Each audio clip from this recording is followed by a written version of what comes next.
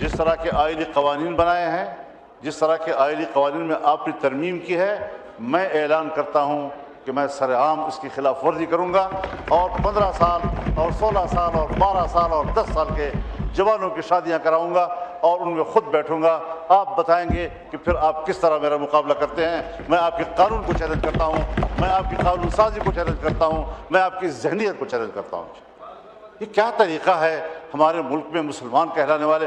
یہاں پر آپ کے نائب وزیر اعظم اور وزیر خارجہ نے فلور پر میری گفتگو کے جواب میں فرمایا کہ ہم بھی تو اللہ اور رسول کو ماننے والے ہیں، اگر آپ کی نظر میں یہ اس کے خلاف ہے تو آپ ترامیم دیں۔ میں نے ان سے فون پر بات کی اور